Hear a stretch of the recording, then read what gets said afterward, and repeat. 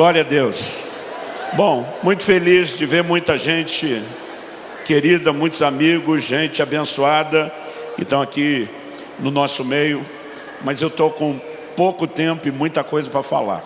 Então abra a sua Bíblia em Gálatas, no capítulo 4. E nós vamos ler do versículo 1 até o 7. Gálatas, capítulo 4. Do versículo 1 até o 7. Eu gostaria que você, enquanto me ouve, de vez em quando orasse aí pela minha garganta. Foi uma semana daquelas. Eu estou com um restinho de voz que tem que durar hoje e meus 2 cultos de amanhã. Então me ajude. Gálatas 4, de 1 a 7. O texto sagrado diz assim: digo, pois, que durante o tempo em que o herdeiro é menor, em nada difere de um escravo, posto que ele é senhor de tudo, mas está sob tutores e curadores até o tempo pré-determinado pelo Pai. Assim também nós, quando éramos menores, estávamos servilmente sujeitos aos rudimentos do mundo. Vindo, porém, a plenitude do tempo, Deus enviou seu Filho, nascido de mulher, nascido sob a lei, para resgatar os que estavam sob a lei, a fim de que recebêssemos a adoção de filhos. E porque vós sois filhos, enviou Deus ao nosso coração o Espírito de seu Filho, que clama: Abba, Pai. De sorte que já não és escravo, porém filho, e sendo filho, também herdeiro por Deus. Aleluia. O apóstolo Paulo começa fazendo uso aqui de uma alegoria. Estudiosos discutem se isso era costume ou lei no Império Romano. A verdade é que para nós não faz a menor diferença, porque depois de apresentar que, de acordo com algumas literaturas antigas, tanto era lei como costume. Talvez pela extensão do Império Romano, em alguns lugares aquilo foi um costume e em outros se tornou lei. Talvez alguns acreditam que, pela dificuldade de precisar o tempo dessa literatura, pode ser que o que durante uma época era costume, depois se transformou em lei. Mas a verdade é que depois de apresentar o que quer que isso fosse, costume ou lei, depois de apresentar isso como uma alegoria, Paulo estabelece aqui uma comparação a nosso respeito. No versículo 3 ele diz: assim também nós. Qual é a alegoria usada? Ele diz: o filho, enquanto menor de idade, na condição de herdeiro, ele é dono de tudo. Mas na prática, até o tempo pré-determinado pelo pai, que é o que definiria a maioridade ou a maturidade, ele não poderia entrar na gestão da sua herança. Isso significava o quê? Que não bastava apenas ter uma herança. Para se ter acesso a essa herança ou a gestão dela, era necessário maturidade. E é o que eu e você precisamos entender e compreender, que nesse paralelo, embora o apóstolo Paulo, se a gente for ser fiel à exegese, à interpretação bíblica, ele está falando do período antes da vinda de Cristo na lei, nós vivendo essa condição como tendo uma promessa, herdeiros de uma promessa, mas vivendo como escravos. E agora, depois da vinda de Cristo, no tempo pré-determinado pelo Pai, nós podemos entrar nesse lugar de relacionar com Deus como nosso Pai e agora nossos filhos. Nós não podemos negar que mesmo para mim e para você, que vivemos hoje esse tempo bendito da nova aliança e que somos os filhos, nós precisamos entender que também a nós se aplica essa verdade. Sem maturidade, nenhum de nós, por maior, por mais extraordinária que seja a herança, nenhum de nós será introduzido na plenitude dela. Quando olhamos para a palavra de Deus, isso é um fato. Nós precisamos entender que para se viver a plenitude de Deus, será necessário de mim e de você mais do que fé. Nós sabemos que fé é fundamental, o justo viverá da sua fé, sem fé é impossível agradar a Deus. Tiago capítulo 1 diz: peça porém com fé, não duvidando. Ele diz: o que duvida, não pense tal homem que receberá do Senhor coisa alguma. Nenhum de nós vai questionar a importância da fé. Mas eu te garanto que pela palavra de Deus, só com fé, você não vai alcançar tudo que Deus tem. Hebreus capítulo 6, versículo 12 diz que nós temos que nos tornar imitadores daqueles que pela fé e perseverança herdam as promessas. Você não vai herdar uma promessa só com fé, é fé e algo mais. Em 2 de Pedro, no capítulo 1, o apóstolo Pedro diz: acrescentai a vossa fé. Ele está deixando claro que a fé já está lá, mas ele diz: acrescentai a vossa fé, a virtude, o conhecimento. E depois de fazer uma relação de virtudes, ele diz: porque se em vós houverem e abundarem essas coisas, vos será amplamente concedida a entrada no reino eterno de nosso Senhor e Salvador Jesus. Então é fé e algo mais. E nós temos olhado para uma geração que ela tem acreditado na utopia e na fantasia de que só com fé ela vai viver tudo que Deus tem. Eu quero te dizer, não é verdade. Um dos ingredientes necessários, se queremos viver a plenitude do que Deus tem, se chama maturidade. E nós precisamos entender, em primeiro lugar, quão extraordinária, quão gloriosa é a herança. Mas que assim como você encontra aquelas advertências num rótulo de medicamento, mantenha fora do alcance das crianças, Deus, com o alto padrão ou com a plenitude da sua herança, não vai agir de forma muito diferente comigo e com você. Quando eu olho para as Escrituras, eu consigo enxergar, não apenas num texto como esse de Gálatas 4, mas em várias ilustrações, eu consigo enxergar Deus deixando claro que gente matura não está pronto para gerenciar a herança. Você lembra de Lucas 15, quando você lê a respeito do filho pródigo?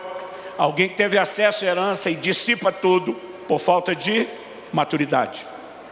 Um dia desse, uma pessoa falou para mim: pastor, eu estava lendo um artigo de uma revista que dizia que 90 e tantos % dos ganhadores de grandes prêmios de loteria no mundo todo, incluindo países de primeiro mundo, vão dissipar a grande parte da fortuna em menos de 2 anos. Ele olha para mim e fala assim: essa é a maior prova de que esse dinheiro é amaldiçoado. Eu falei para ele: olha, eu não vou discutir a parte espiritual. E não discutir com ele, não estou discutindo aqui. Então não estou falando nada, nem a favor, nem contra. Eu falei: mas uma outra estatística mostra que a maior parte dos herdeiros de impérios bilionários, de grandes empresas e companhias que foram construídos e se tornaram verdadeiros impérios, a maior parte dos herdeiros vai colocar a perder aquele império bilionário que foi herdado em pouco tempo. Isso significa o quê? Que então a herança é maldita? Não necessariamente. Toda pessoa que é introduzida na gestão de algo para o qual ela não foi preparada e não tem estrutura, ela tem tudo para comprometer aquilo que lhe está sendo confiado. E nós olhamos para isso como um fato não apenas estatístico no mundo natural, mas a palavra de Deus apresenta como princípio. Essa é uma das razões pelas quais o apóstolo Paulo escreve a Timóteo e diz: na hora de estabelecer um líder, que ele não seja neófito, não seja novo na fé. Essa talvez seja a razão pela qual os levitas, para começarem a cooperar em algumas áreas no templo, eles precisavam de 20 anos de idade, dependendo da função 25. Um sacerdote não começava antes dos 30 anos. E acredite, apesar de aos 12 anos de idade, Jesus está dando um show de Bíblia para os mestres do templo, ele não começou seu ministério antes dos 30 anos de idade. Porque quando a Bíblia fala de maturidade, nunca é só o quesito espiritual. Há sempre uma combinação de vários desses fatores juntos. Então Paulo escreve a Timóteo e diz: o líder não pode ser novo na fé, porque a experiência dele pode ser fantástica, impactante, inquestionável, mas isso não significa que ele teve tempo para crescer ou para amadurecer. E algo que eu percebo pelo próprio ensino da Bíblia é o cuidado que eles tinham de não estabelecer líderes imaturos. Na verdade, eu acredito que líderes imaturos, eles produzem mais dano à igreja do que falta de liderança. Talvez a prova disso é quando eu e você olhamos para o livro de Atos e vemos Paulo e Barnabé plantando igrejas no meio dos gentios. Eles chegam, pregam o evangelho, dão gás junto àquela turma, ficam um tempo com eles, depois fala para eles: segura a onda aí que nós vamos pregar o evangelho em outra cidade. Chegava em outra cidade, a mesma coisa, permanecia um pouco tempo, dizia para eles: segura a onda, nós vamos para outra cidade. E Atos 14 diz que depois de várias cidades é que eles voltaram para levantar os primeiros níveis de liderança, os primeiros presbíteros. Significa que quando saíram, deixaram sem liderança. Por quê? Porque é melhor ficar sem liderança do que ter líder imaturo. Líderes maturos causam mais problema do que falta de liderança. Agora, eu e você precisamos entender, e aqui a ideia não é criticar o líder. É mostrar para mim, para você, é nos lembrar a importância de encarar o assunto de maturidade. E quando eu olho para isso na palavra de Deus, eu me sinto muito encorajado e desafiado em vários níveis. Eu acredito que a nova geração está vivendo uma crise que ela não consegue mencionar, porque talvez ela não tenha o poder de comparação que alguns de nós, que temos um pouquinho mais de idade, conseguimos fazer. Mas é impressionante, para nós que estamos no ministério pastoral, eu muitas vezes sento para aconselhar um casal, e eu fico me perguntando se eles estão precisando de conselho, de oração ou de uma chupeta. Porque às vezes parece duas crianças que não têm a menor estrutura emocional ou maturidade em questões simples de relacionamento. Porque nós somos parte de uma geração que tem comprometido tanto a ideia e o conceito, como aquele preparo que seria importante para vivermos maturidade. E a falta daquilo que temos no reino natural está também nos comprometendo a ter o devido paralelo, o devido entendimento no reino espiritual. Quem está entendendo, diga amém. Quando eu olho para a palavra de Deus, eu me sinto desafiado. Quando eu olho para a minha caminhada, para a minha história, eu percebo que Deus me cercou logo cedo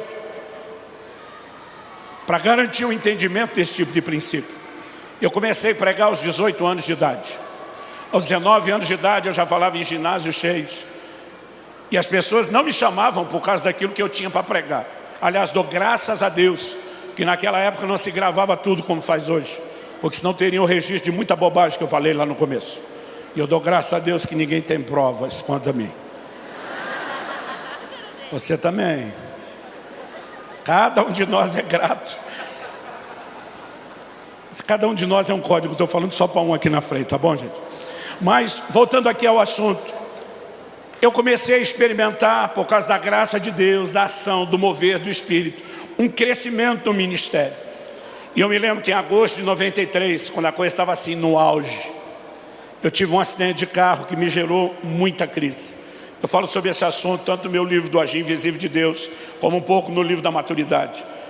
Esse acidente me deixou em crise porque, enquanto eu orava, minha vida foi poupada por um milagre divino. E uma coisa é o crente empolgado falar isso, a outra é quando médicos e enfermeiros que te socorreram, não cristãos, ficam todo o tempo dizendo para você: teu santo é forte, alguém lá em cima vela por você, é um milagre, você está vivo. Eu sabia que aquilo era um milagre, mas mesmo assim eu dizia: Deus, milagre por milagre, já que o Senhor ia fazer um, por que é que deixou o carro cair lá na ribanceira para depois dizer eu te salvei?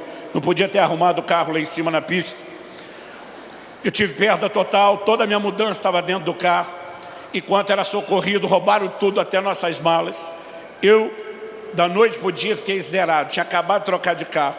Estava mudando de Campinas, São Paulo, onde me criei, para Curitiba, aonde moro hoje. E naquela ocasião, daquela mudança, eu consegui a façanha de pensar assim: quando chegar em Curitiba eu faço o seguro do carro. Pois bem, até hoje não fiz. E aquilo me gerou uma crise enorme. Perder um carro não é bom em momento nenhum da sua vida financeira, mas quando você está começando, dói mais ainda. E eu tinha aquela sensação de, quando eu orava, eu dizia para Deus: Deus, tenho certeza de que esse acidente foi coisa do miserável do cão, do Satanás. Mas eu dizia para Deus: o diabo só pode tocar em alguém com permissão. Ou nossa, a Bíblia diz lá: não deis lugar ao diabo. Isso não significa que você acorda de manhã e preencha um formulário: veio por meio desse autorizar o miserável do Satanás. Mas quando a gente peca, quebra princípio, dá legalidade para que ele age.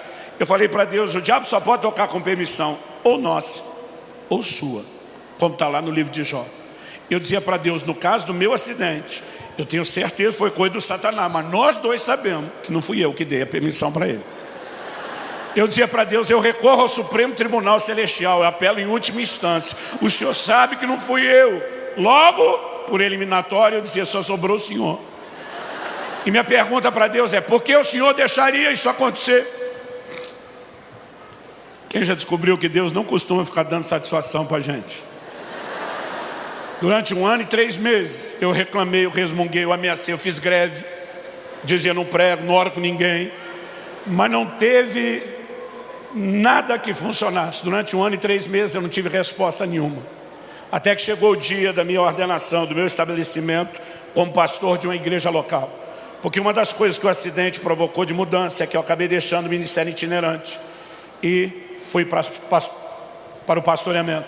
Depois de 1 ano à frente da igreja, sendo examinado, testado, agora os pastores vieram impor as mãos sobre eu e os outros colegas. Eles estão orando conosco, começaram a liberar palavras proféticas, cada palavra profética muito precisa, muito tremenda. Mas um deles, o Francisco, hoje ele é parte da minha equipe lá em Curitiba, ele começou a falar de segredos do meu coração, como eu nunca tinha visto ninguém fazer.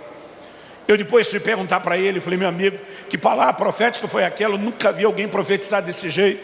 Ele olhou para mim e falou, eu não estava profetizando. Eu falei, se você não estava profetizando, estava fazendo o quê? Porque eu nunca vi alguém falar algo tão claro, detalhado da parte de Deus. E ele olhou para mim como se estivesse falando de uma coisa normal, corriqueira, que acontece toda hora. Ele diz, a hora que eu botei a mão na sua cabeça para orar por você, eu vi um anjo de Deus em pé do seu lado. Eu falei, como assim viu? Uma coisa esfumaciada. Ele falou, tive uma visão aberta, vi como você está me vendo. Ouvi ele como você está me ouvindo. E foi ele que me contou aquelas coisas a seu respeito. Resumindo a história, o anjo fala para ele, aponta o dedo para mim, em primeiro lugar para nós os três, fala para ele, você tem uma preocupação muito grande com esses ministros. E hoje eu entendo a preocupação dele, porque hoje nem eu teria ordenado eu mesmo ao ministério pastoral tão cedo. 20 anos de idade, solteiro, imaturo, não teria feito. Eu não me ordenaria hoje. Mas naquele momento ele falou, você tem uma preocupação muito grande com eles. Mas o Altíssimo te faz saber que eles estão nas mãos dele. Eles estão no lugar certo, na hora certa, fazendo a coisa certa. E ele está cuidando deles, não se preocupe. E ele ficou tranquilo. Mas depois disso, o anjo aponta o dedo para mim e o caldo entornou para o meu lado. Ele disse assim, quanto porém a este? O anjo disse assim, ele é rebelde. E ele não aceita o tratamento de Deus na vida dele. Não foi legal ouvir isso não, gente. O anjo aparece para Daniel, chama de muito amado. Aparece para o Gideão, chama de homem valente. Pô, para mim rolou só um rebelde. Eu me rebelei para provar que não era rebelde, mas não funcionou. Para encerrar a história, o anjo aponta o dedo para mim e fala para ele, diga para ele, que o acidente de carro que ele teve no ano passado, foi de fato, como ele diz nas orações dele, uma tentativa de Satanás de destruí-lo. Mas o anjo disse assim, diga para ele, por que Deus o permitiu? E o anjo disse, o ministério dele estava crescendo mais rápido do que a capacidade dele de se deixar ser trabalhado e tratado por Deus. E era só uma questão de tempo. Ele iria sucumbir debaixo do peso do próprio ministério. O sucesso se transformaria em fracasso, porque ele não tinha estrutura para suportar o lugar onde ele estava entrando. O anjo disse, o diabo queria pará-lo porque o via como uma ameaça. Deus precisava pará-lo para não perdê-lo. O anjo disse, nos próximos anos, Deus vai tratar profundamente com ele nessa cidade. Eu estava em Guarapuava, achei que eu ia ficar pastoreando no máximo 2 anos. Só em Guarapuava, foram 9 anos. O anjo disse, nos próximos anos, Deus vai tratar profundamente com ele, antes de liberá-lo para que ele volte a correr e viajar pela nação, pelo Brasil e pelas nações. Em dezembro do ano passado, Deus me disse, agora se encerra um ciclo. Eu completei 25 anos de ministério pastoral. Ele diz, agora estou te liberando para voltar àquilo que você fazia lá no início. E hoje, depois de 1/4 de século, só na lista do ministério pastoral, eu acredito que eu posso te dizer um pouquinho sobre tempo e sobre maturidade. Maturidade é algo que eu e você precisamos entender que não vem sem tempo. Não é algo instantâneo, não é algo imediato. Em Marcos, no capítulo 4, do 26 ao 29, Jesus diz, o reino de Deus é semelhante a um homem que plantou uma semente. A semente germina, primeiro a erva, depois a espiga, depois o grão cheio na espiga, mas só quando tiver madura é que se lhe mete a foice. Você não planta uma semente num dia para colher no outro. O reino de Deus tem processos no plano espiritual, assim como tem processos no reino natural. Quem está entendendo, diga amém. Então maturidade é importante e necessária, mas não é instantânea. Não é algo que vai acontecer sem tempo. Mas a pergunta principal não é essa. Talvez a pergunta principal que eu e você tenhamos que fazer é: só o tempo garante a maturidade? Também não. Hebreus 5,12 diz: quando vocês já deveriam ser mestres, em razão do tempo decorrido, vocês têm necessidade de que de novo se vos ensine os princípios elementares do reino de Deus. Em outras palavras, ele está dizendo: você já tem tantos anos de janela de vida cristã que era para estar ensinando, mas além de não estar ensinando, nem aprendendo vocês estão. Toda hora a gente tem que reensinar o beabá da fé. Então só tempo garante? Não. Para se viver maturidade, nós vamos precisar entender a importância da soma de tempo com algo mais. E antes de falar o que é esse algo mais, eu queria primeiro denunciar um comportamento que está se tornando muito forte na nova geração. É a maneira de pensar a família. E eu quero junto fazer um desabafo junto com a instrução bíblica. As coisas estão mudando muito rápido. O dia desse encontrei uma pessoa que, de tão querida, não vou falar o nome, tem um filho só, o menino está crescido. E você sabe que a vida é uma eterna cobrança. O cara está solteiro, a gente pergunta quando é que vai namorar. Começa a namorar, quando é que vai noivar. Noivou, quando é que vai casar. Casa, quando é que vai ter filho. Aí tem um filho, quando é que vai ter outro. Tem outro, quando é que vai ter mais outro. Então encontrei esse casal, ele só tem um filho, o menino está crescidinho. Fiz a pergunta: está pensando em ter outro filho? Eu nunca tinha visto alguém dar uma resposta tão rápida, objetiva e contundente. Esse cara olhou para mim e no bate-pronto respondeu: de jeito nenhum. Eu levei até um susto. E a curiosidade falou mais alto e eu perguntei: por que não? E com a mesma velocidade, objetividade e contundência ele disse: porque é muito caro. Isso faz desse pai um cara mesquinho, avarento? De jeito nenhum, é o contrário. É alguém que quer tanto dar do bom e do melhor para os filhos, que ele fez a conta para o nível do que eu quero oferecer. Eu só consigo bancar um, então parei aqui. Não estamos falando de um pai que não se importa com o filho, mas estamos falando de uma mentalidade da nova geração que está muito distante da mentalidade bíblica. Porque as famílias hoje pensam o tempo todo no que é que eles têm que fazer pelos filhos. E nos tempos bíblicos a ordem não era essa. Se pensava no que é que os filhos iriam fazer pela família. Salmo 127, quando fala sobre bem-aventurado o homem que enche a sua aljava de flechas, falando dos filhos, a Bíblia diz: não será envergonhado quando tratar com os seus inimigos à porta. O que significa isso? Que na hora de resolver a treta com o vizinho, quanto mais cabra macho, com cara de bad boy atrás do pai, mais protegida estava a família. A bênção de se ter mais filhos era sempre pensar o que é que os filhos farão pela família, e não o que a família faria pelos filhos. Ninguém deixava de ter filho naquela época dizendo custa caro. Ninguém dizia vai ter que pôr mais comida na mesa. Não, o filho era a força de trabalho, que ia ajudar a arar a terra, que ia ajudar a plantar, que ia ajudar a colher e que ia ajudar a botar mais comida na mesa. Agora, a ordem de pensarmos a família, ela está completamente mudada e alterada. Ah, pastor, mas o senhor foi muito longe, falando lá do tempo, dos dias dos salmos. Ok, vamos voltar uma geração. Eu sou o filho do meio de 3 homens. O mais velho e o mais novo começaram a trabalhar aos 12 anos de idade. Eu era considerado vagabundo da família, porque só fui ter carteira assinada aos 14, perto do 15. Eu tentava explicar para o meu pai, não com essa linguagem de hoje, mas eu tentava explicar para o meu pai que eu tinha alma empreendedora. Enquanto meus irmãos ralavam o dia inteiro para ganhar meio salário mínimo carregando caixa, eu ganhava mais dinheiro que eles me divertindo. Eu sou de uma época que ainda soltava pipa. Eu fazia umas pipas grandes, bonitas, vendia para a turma do bairro mais perto, que tinha mais dinheiro. Não só vendia, eu fidelizava o cliente. Porque quando os caras erguiam a pipa, compraram de mim, eu descia com a minha Crucerol cortante, cortava ele, aparava, como dizia a gíria da época, arrumava e vendia de novo, às vezes para o mesmo cara. Cheguei a vender a mesma pipa várias vezes para o mesmo cliente, fidelizava o cliente. E não me olhe como fosse um explorador, tudo dentro da lei.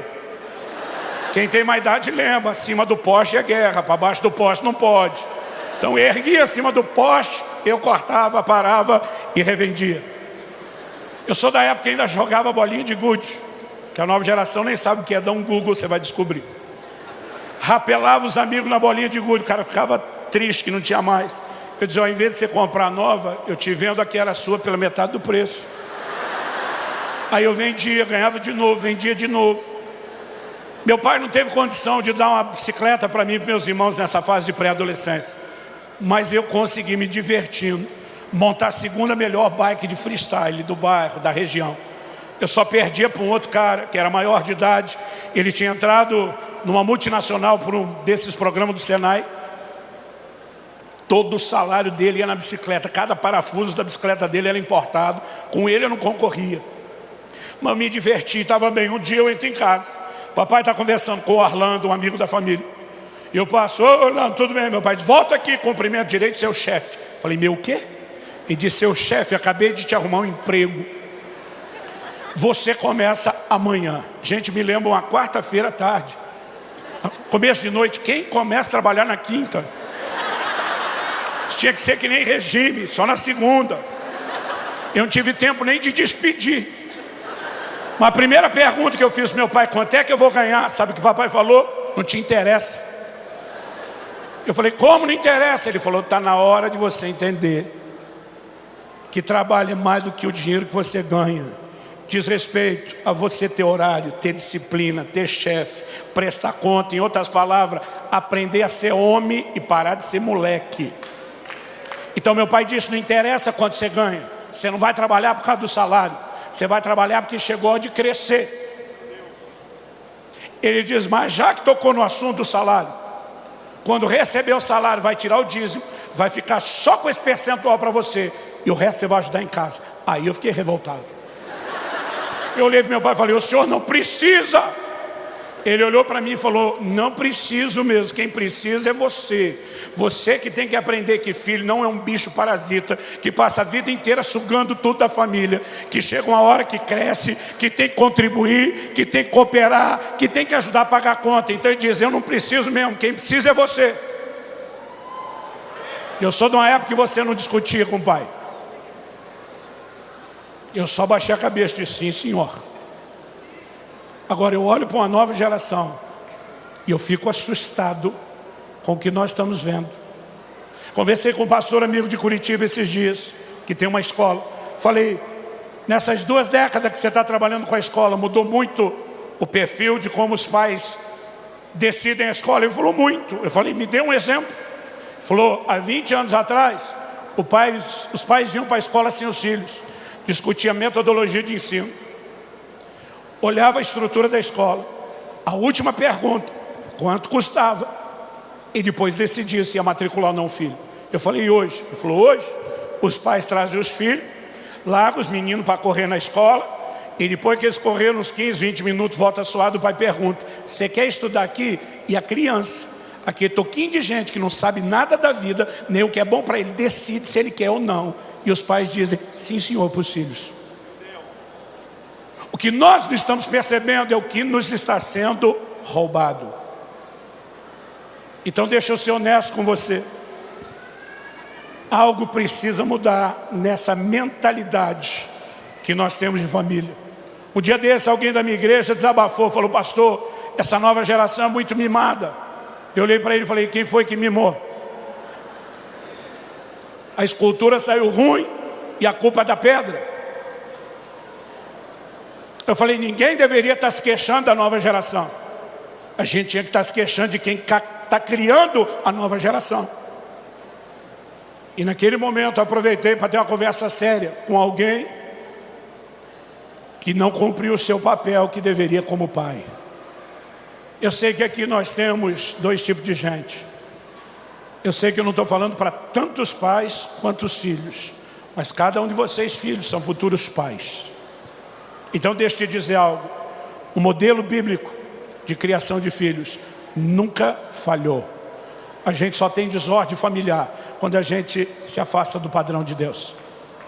E nós precisamos voltar a um lugar onde a gente entenda algo que hoje é difícil explicar do ponto de vista espiritual, para uma geração que não tem referência no natural. Eu vou chamar isso de processos. Pais que dão aos filhos tudo que querem, sem ensiná-los a esperar a hora. Pais que não colocam limites. Pais que acharam que os seus pais foram muito duros e decidiram aliviar a vida dos seus filhos, não sabem o dano que estão trazendo na formação do caráter deles ou na deformação do caráter deles. Nós precisamos entender que Deus não vai jogar o jogo que alguns pais decidiram jogar. Tem muitos filhos que cresceram sem saber o que é correção ou confronto. Agora, Deus não vai se dobrar à educação mimada que você teve dentro de casa. Ele vai continuar dizendo o que ele diz lá no livro de Hebreus: o pai corrige o filho a quem ama. E se você está sem correção, é bastardo, não é filho. Deus está dizendo: não me importa se o seu pai ou sua mãe ou seus pais não colocaram limites, eu vou colocar limites para você. Eu vou ensinar, eu vou te fazer esperar, eu vou dizer não, eu vou te corrigir. Processos. E os processos deveriam ter um papel enorme no nosso crescimento e na nossa maturidade. Mas muitas vezes, porque nós não vivemos o processo na dimensão natural, a gente não consegue entendê-lo na dimensão espiritual. E quando eu olho para a Escritura, eu vejo muito, mas muito volume de informação a respeito desses processos. Eles são importantes, eles são necessários. Quando meu filho completou 18 anos de idade, ele foi estudar nos Estados Unidos. Tinha ganho uma bolsa para passar 4 anos estudando no IHOP de Kansas City. Eu lembro quando foi chegando a hora dele ir, eu chamei ele e falei: filho, vem cá, vamos ter uma conversa séria.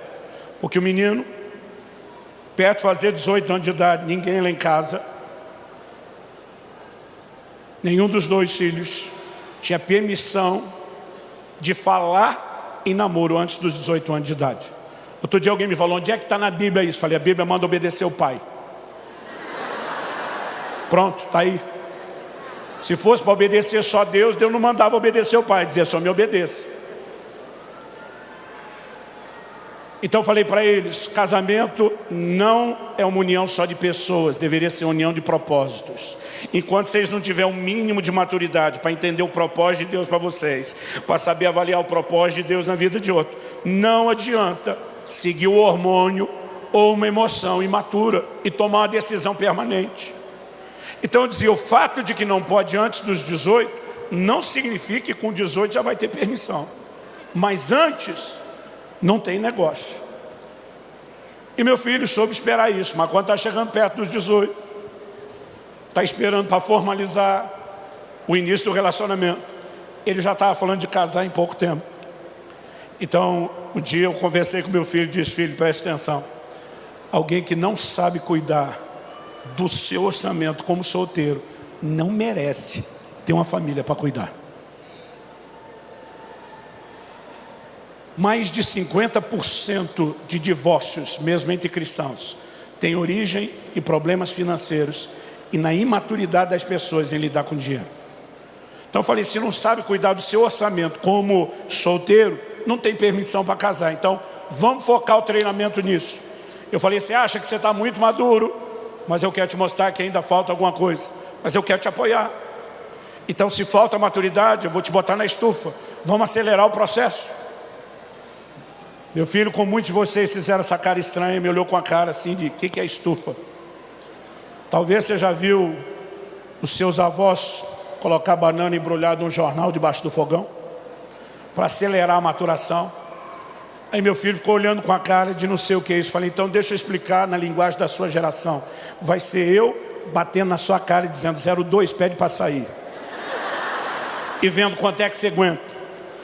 Eu falei: você está disposto a jogar o jogo? Ele falou: eu estou. Eu falei: você não sabe a intensidade. Ele falou: mas eu confio no senhor. Ele falou: o senhor não vai exigir de mim nada que eu não consiga acompanhar. Eu falei: então vamos lá, sua primeira lição, tem que aprender a cuidar do orçamento. O que você ganha por mês do seu trabalho à distância, na hora que faz a conversão para o dólar, sumiu, não é nada. Ah, mas tem um mantenedor que Deus levantou para me abençoar. Legal, também não supre o seu orçamento. Sentamos, fizemos as contas do que era o orçamento mínimo para sobreviver no modo estudantil. E ele falou, falta. Ele falou, o senhor não me ajuda? Eu falei, claro que eu ajudo. Mas para te ajudar mesmo, eu só vou dar o básico para você sobreviver. Porque se eu tornar a sua vida muito fácil, eu lá na frente vou tornar a sua vida difícil. Então eu prefiro tornar a sua vida difícil agora, para fazê-la mais fácil lá na frente. Então, além de eu não te dar nenhum luxo, eu só te mando dinheiro no primeiro dia de cada novo mês. Então você faça a conta, vê o que é despesa fixa, o que é que sobrou para comer, se vai pegar o que sobrou, dividir por 30 e todo dia só come aquilo. Falei, eu prefiro comer 4 dias mal e no quinto lavar a alma. Mas cada um faz do jeito que quer. Não me importa como você vai fazer o seu orçamento, só não me peça dinheiro antes de virar o mês. Tá bom. Eu falei, tá bom não, repete o que eu falei. Repetiu. Falei, você sabe quando seu pai fala, é que nem diz a Bíblia, o decreto dos reis da Média e da Pérsia, é irrevogável. Não tem volta. Você está entendendo, filho? Estou entendendo. Primeiro mês, beleza. Segundo mês, beleza. Final do terceiro mês, a gente falava todo dia no WhatsApp. Mas faltavam 3 dias para terminar o mês, a conversa começa diferente. Já levantando aquela bandeira vermelha para qualquer pai. Ele começa dizendo assim, então pai. Digo, então o que, meu filho? Falou, pois é, eu sei que ainda falta 3 dias para terminar o mês. O senhor não pode me adiantar o dinheiro do próximo mês? Falei, não posso não. Ele falou, o senhor está sem dinheiro? Falei, claro que não, filho, o dinheiro está parado na conta. Então por que não pode mandar? Falei, porque não é a data, é só quando termina o mês. Mas pai, só falta 3 dias. Falei, te digo mesmo, só 3 dias você espera. Ele falou, pai, na verdade é que o meu dinheiro acabou.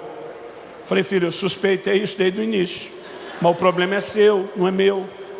Papai falou para você se organizar. Pois é, mas não tem jeito. Falei, não tem jeito. Falei, pai, o senhor não está entendendo a gravidade. Falei, então me esclareça a gravidade. Ele falou, não tenho o que comer. Eu não tomei café da manhã hoje, eu não almocei. Eu não tenho o que comer nesses 3 dias. Agora olhe para cá. Diante de Deus, sabe o que eu falei para ele? Jejua. Falei, você já fez pelo menos 2 jejuns de 3 dias na água e não morreu. Não é agora que vai morrer. Pai, o senhor está de brincadeira? Falei, diante de Deus, não estou não.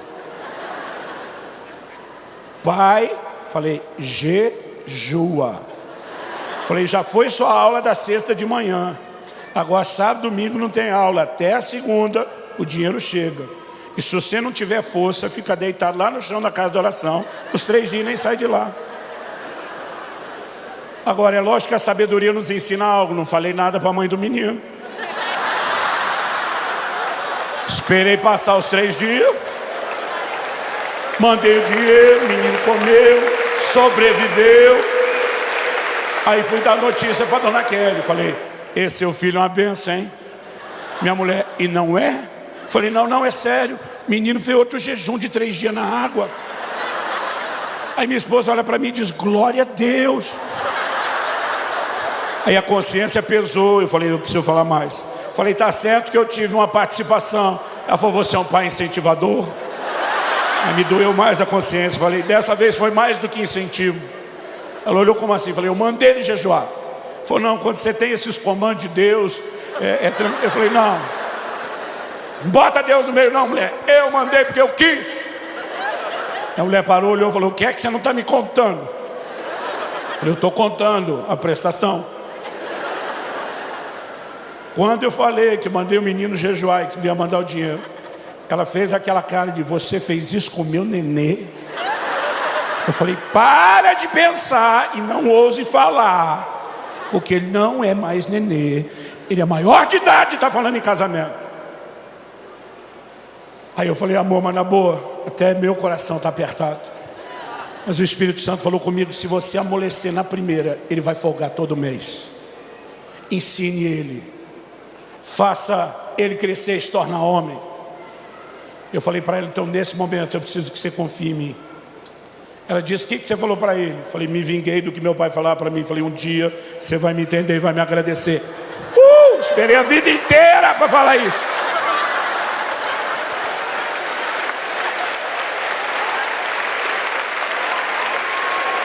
Você está aplaudindo que não foi você que jejuou, mas tudo bem.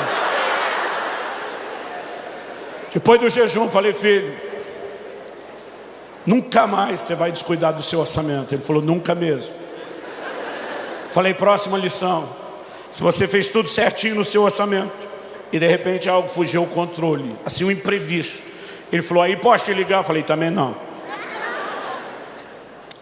Eu falei, a segunda lição que você tem que aprender. Quantos milagres de provisão você viu dentro da sua casa enquanto crescia? Ele falou, muitos, pai. Eu falei, pois é. Está na hora de você descobrir o seu Deus e não só o Deus do seu pai. Então não importa se você fez tudo direitinho, faltou, não me liga, vá se resolver com Deus. 2 meses se passaram depois do jejum compulsório. O dinheiro dele acabou 2 dias antes de terminar o mês. Primeira coisa que ele pensou, quem jejua 3, jejua 2.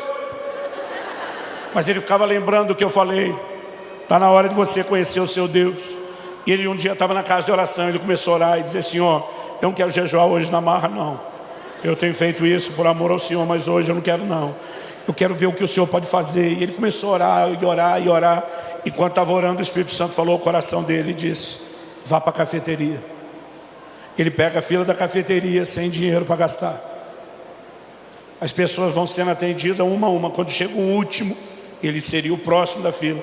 O cara terminou o pedido, vai pagar, o cara para. Olha para o meu filho e fala para o caixa alto para ele ouvir disso. O que esse menino pega hoje aqui é por minha conta. Eu teria dado glória a Deus, mas sabe, meu filho falou, não, que isso? Falei, meu filho, você na fila sem dinheiro, esperando milagre, e você disse que não. Ele falou, pois é, foi o susto. Eu falei, mas me diga que o cara insistiu. Ele falou, pai, o cara insistiu. Eu falei, aí você aceitou? Ele falou, também não.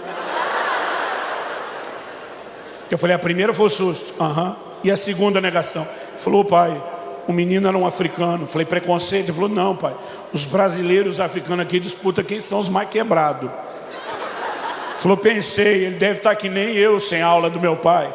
Está gastando o que não pode, depois vai faltar para ele. Mas ele falou, pai, o cara insistiu tanto que eu, constrangido, falei, então me dê um copo de café. Aí ele falou, você não veio aqui só para pegar um copo de café? Não, café tá bom. Não, Aí o cara falou, não vou perder tempo com você. Falou para o funcionário, o que ele gosta de comer? Quando vem aqui, o cara apontou e falou isso. Ele falou, me deu um. Aí pagou, deu o café e o lanche para Israel. Pegou o troco, botou no bolso dele e falou, isso é o que Deus falou com você agora há pouco na casa de oração. A fé do menino surtou. Ele enlouqueceu de fé depois desse dia. Em um ano que ele ficou lá no câncer, ele teve umas 3 dessas. De entrar na fila sem dinheiro e ver Deus fazer algo. Por que eu estou te contando isso? No início do ano passado, meu filho me liga. E um dia ele fala, pai, estou te ligando para te agradecer. Falei, agradecer o quê, menino? Tu me deve muito. Ele falou, lembra do jejum compulsório? Eu falei, lembro. Sua mãe mais do que eu. Ele falou, o senhor disse que um dia eu ia te agradecer. Eu estou ligando para te agradecer. Ele falou, pai, se você tivesse me poupado do desconforto do processo, o senhor teria me poupado da maturidade que veio depois. Ele diz, o senhor me ensinou a ser um homem e cuidar da minha família, mas o senhor também me ensinou a ser um homem de Deus. Quando meu filho foi casar, ele tinha um furo de $500 no orçamento. Eu falei, como é que você vai fazer? Porque eu não vou te bancar. A Bíblia diz, deixará o homem seu pai e sua mãe, se unirá à sua mulher, nós vamos cortar o cordão umbilical. Eu falei, como é que você vai fazer? Ele falou, pai, Priscila, porque ele estava com visto de estudante, ele não podia trabalhar, era ilegal. Ele falou, a Priscila tem cidadania, eu vou conseguir meu green card, eu vou poder trabalhar. Eu falei, isso aí pode levar mais de 6 meses. Ele falou, eu tenho uma reserva para segurar até lá. Eu falei, filho, ele falou, pai, o senhor já me ensinou, agora é minha vez, não se preocupe.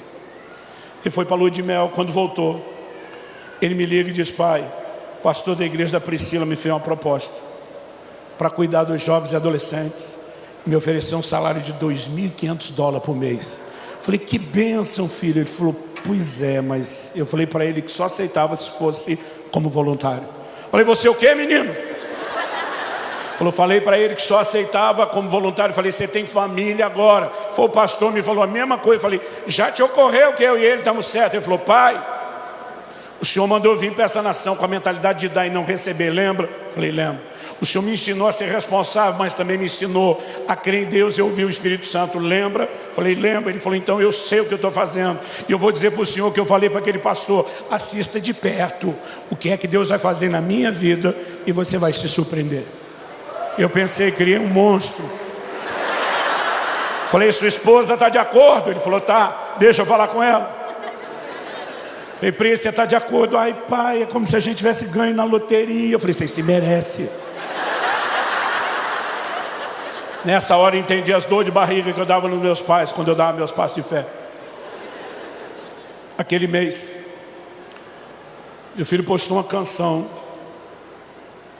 no canal dele no YouTube. E naquele ano, aquela canção teve 50 milhões de visualizações. A canção puxou o canal dele. E para resumir, até hoje, ele continua voluntário no ministério. E quem banca ele para pregar é o Google. Eu vi tanto milagre acontecer na vida financeira desse menino nesses 2 anos. E ele me liga e falou, pai, se você tivesse me poupado do desconforto do processo, eu teria sido roubado do que eu estou vivendo em Deus. E o Senhor foi homem o suficiente para não me poupar. Eu estou ligando para te agradecer. Nessa hora, enquanto ele falava comigo, o Espírito Santo me disse, comece a ensinar a respeito dessas coisas em larga escala para a igreja. Eu falei, filho, qual foi o seu sentimento? Nós nunca conversamos sobre isso. Você ficou com raiva? Ele falou, pai, raiva é uma palavra muito forte. Eu fiquei indignado. Eu falei, qual foi o sentimento? Ele falou, a primeira coisa que eu pensei, que tipo de pai se recusa a dar comida para o filho? Eu falei, você não pensou que tipo de filho não ouve o pai? O conselho do pai para cuidar do orçamento? Ele falou, não, eu só me fiz de vítima. Eu falei, mas e aí? Ele falou, pai, o sentimento não durou muito. Porque eu lembrei que o Senhor sempre dizia que a gente não pode avaliar um time por uma partida. Tem que ser o campeonato todo. Então, eu parei para pensar e falei, eu não entendo o jogo de hoje do meu pai, mas qual é o histórico do meu pai? Ele sempre foi presente na minha vida, me amou, me apoiou, me deu suporte, esteve ao meu lado, buscou o meu melhor. E se isso que eu não entendo no momento parece contraditório, eu vou deixar isso no stand-by até que eu entenda, e eu vou ficar com esse histórico do meu pai que merece confiança. Enquanto ele falava isso, o Espírito Santo falou de novo comigo, ensine a respeito disso também. Eu e você precisamos entrar num lugar de confiança em Deus. Porque essa nova geração que não é submetida a processos, quando o próprio Deus começa a tratar conosco, a gente começa a espanar. Porque a linguagem de quem não teve limites, de quem não foi exposto a processo, de quem foi poupado de tudo, quando começa a passar em Deus, é como se o céu estivesse bradando, eu não amo você, eu não me preocupo com você, quando a mensagem é exatamente o contrário. A nova geração não consegue entender textos da Bíblia como Tiago 1, de 2 a 4. Meus irmãos, tende por motivo de grande alegria, não só alegria, grande alegria, o passardes por várias provações. Porque a prova da vossa fé produz experiência, produz perseverança, para que vocês sejam perfeitos, completos, maduros, não faltando em coisa alguma. Mas a falta dos processos não nos permite enxergar um Deus que trabalha com processo. Se eu e você queremos viver a plenitude de Deus, nós vamos ter que crescer. Se nós queremos crescer, nós precisamos não só de tempo, mas de processos. E Deus é perito nisso. Quem está entendendo, diga amém. Quem está com raiva de mim, diga amém. Às vezes as mães estão presentes e com raiva. Além de te encorajar, não só a pensar na criação de futuros filhos, se você ainda não é pai. Ensinar, gente, se não fosse o amor da mãe, nossos filhos cresceriam tudo lesado. Mas sem a firmeza de um pai, eles vão crescer todos descompensados. Deus deu duas coisas importantes para se equilibrarem. Mas eu não quero falar apenas do ambiente familiar. Eu só estou falando da necessidade de resgatarmos algo que nos ajude a entender a maneira como Deus trata conosco. Quando Deus me levou a plantar a primeira das nossas igrejas, Comunidade de Alcance, depois de 9 anos lá em Guarapuava, eu fui para a cidade de Irati. O Espírito Santo me mandou sair sem salário e me mandou levar mais 6 famílias. Pensa numa época tensa da minha vida. E hoje, se eu tivesse uma máquina do tempo, apertar um botão, voltar lá, todas as vezes que eu voltasse, eu escolheria passar aquilo tudo de novo. Porque pensa em algo que me fez crescer, que forjou a minha fé. Eu podia virar à noite te contando as coisas que Deus me aprontou nas últimas décadas, as fogueiras que Ele me jogou, as circunstâncias que Ele permitiu passar. Mas hoje eu estou que nem meu filho o tempo todo dizendo: muito obrigado. Se o Senhor tivesse me poupado do desconforto do processo, teria me poupado da maturidade do que eu estou vivendo hoje. Muito obrigado. O que eu e você precisamos entender é que a fé se apoia no caráter de Deus. Enquanto a mulher de Jó dizia para ele: amaldiçoa seu Deus e morre, ele disse: você fala com uma louca. Deus é digno de confiança. Eu vou repetir para ver se sai um ou outro amém aí. Deus é digno de confiança. E nós podemos nos abandonar aos cuidados dele. Eu quero que você fique em pé para parecer que está acabando. Mas se possível, segure uns 2 minutinhos aí.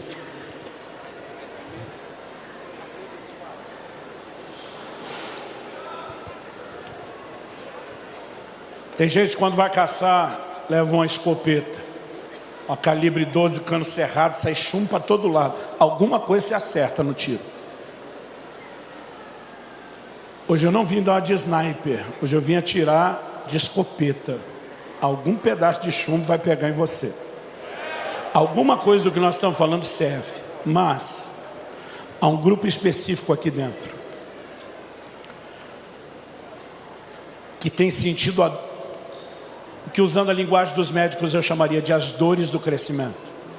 Não sei se você lembra da pré-adolescência, que doía tudo. Dói músculo, dói junta, dói tudo. Porque a gente estava sendo literalmente esticado. O crescimento estava sendo acelerado.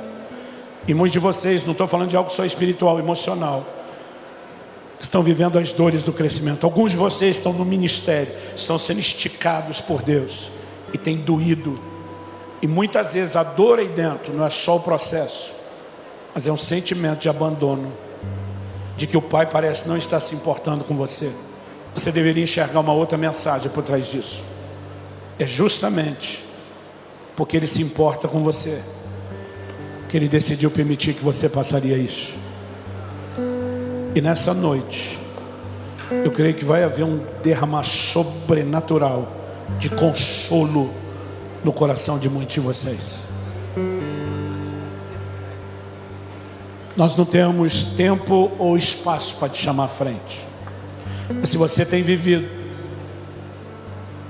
algum aspecto dessas dores do crescimento, e no seu caso não é físico, é mais emocional do que qualquer outra coisa, e você não apenas entendeu e vai processar o que Deus está te falando, mas você quer sair daqui debaixo de um toque sobrenatural de Deus, eu quero que onde você está, você levante bem alto a sua mão. Não é para mim que você está levantando ela, é para quem vai te tocar. Enquanto uma canção é entoada, eu quero que você faça o que sentir no seu coração. Talvez sua vontade seja apenas, de forma honesta, chorar e dizer para Deus: está doendo. Talvez seja o clamor de dizer: eu preciso ter a maturidade de entender isso, ou eu preciso resgatar a simplicidade da confiança. Talvez você queira permanecer em silêncio. Talvez você ouse agradecer a Deus pelo que você ainda não entendeu. Mas acredite no que eu estou te dizendo. Desses próximos minutos, algo sobrenatural vai acontecer dentro de muitos de vocês. Então fale com Deus. Você não precisa necessariamente acompanhar a música, mas sentir fazer isso, fica à vontade. Você não precisa necessariamente orar em voz baixa, pode ser em voz alta. Ou se prefira, talvez, em vez de orar em português, usar linguagem sobrenatural. Mas você que está lutando com nó na garganta aí, não lute. Esse choro não é um jogo emocional. Deus está mexendo em muitos de vocês, e essa noite terá resultados que só a eternidade vai nos mostrar. Fala com Deus e deixa Ele te envolver agora.